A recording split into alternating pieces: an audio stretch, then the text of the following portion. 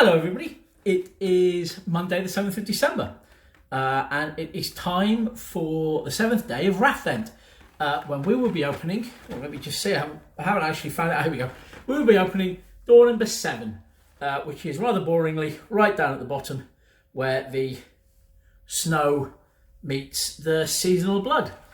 We'll be opening that in a moment, but before we open it, as is traditional, we are going to guess at what might be behind it. Incidentally, as you can see, I have added tinsel to my room and outfit, although I have to say the piece of tinsel behind me there is refusing to stay on the wall, possibly due to the fact that I'm using insufficient blue tack. Anyway, yes, we got all of our Christmas decorations out yesterday, and I now live in a house that is 60% more Christmassy than it was this time yesterday. Although I was a little surprised to discover that we are now apparently the sort of people who put Christmas lights outside where people can see them. We have some sort of weather-resistant, solar-powered blinking lights in the hedge by the bins. So that's nice. Anyway, sorry, yes, door number 7. Guesses for door number 7. Today I'm quite excited in that we're having our first guest guess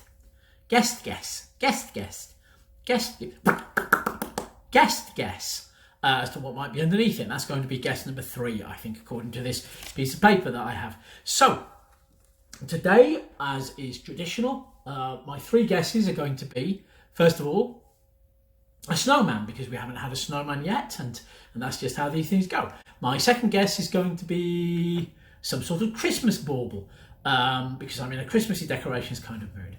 And my third guess, which comes to us today from Steve Cookie, is a horrible murderous clown crawling its way out of a pile of Christmas presents because he's been hiding under the tree waiting for Andy to be alone. Yeah, I'm beginning to regret the idea of taking guest guesses. But anyway, I'm going to give you a 12-second period to think about whether you think it's going to be one of those 3 guesses or whether it's going to be something else behind door number 7. And I shall see you in a few moments.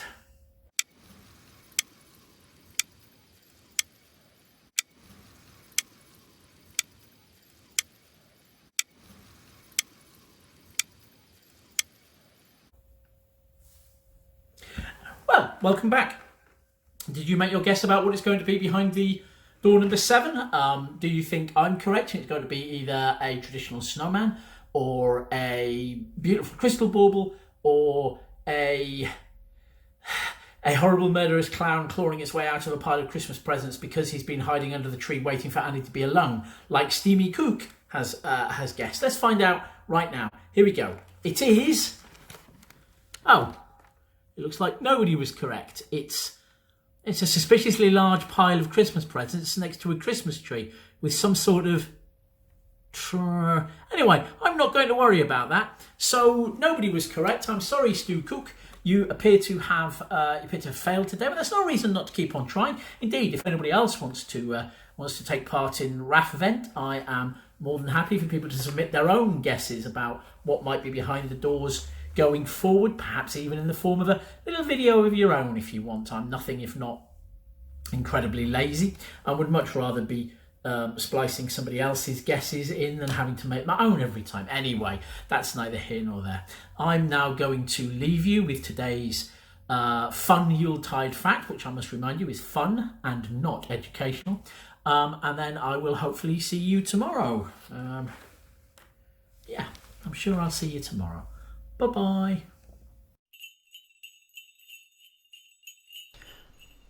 On the 7th of December, the people of Guatemala literally burned the devil. In Guatemala, the beginning of the Christmas season is marked by La Quema del Diablo, the burning of the devil. Every year on the night of December the 7th at 6 p.m. sharp, Guatemalans build bonfires to burn effigies of the devils. After burning, families come together to eat traditional donuts called buñuelos and drink warm fruit punch. According to one expert on Guatemalan popular culture, the origins of La Quema del Diablo can be traced to colonial times when it was commonplace for people to light lanterns or, for those with lesser means, bonfires outside their homes to celebrate special occasions. At the Santo Domingo Monastery in Antigua, it became an annual tradition to burn a figure of the devil and light firecrackers on the Day of the Rosary in late October. As local priests began to put more emphasis on the Virgin Mary's triumph over evil, the celebration was pushed back to December to coincide with the Feast of the Immaculate Conception. The devil was said to lurk in the home, crouching behind furniture, tucked under the bed or concealed in piles of rubbish. To cleanse their homes of evil, Guatemalans would burn their rubbish and even old furniture on the eve of the feast. The festival also marks a time for people to let go of things that have been holding them back in the previous year and to get rid of negative influences by setting fire to them.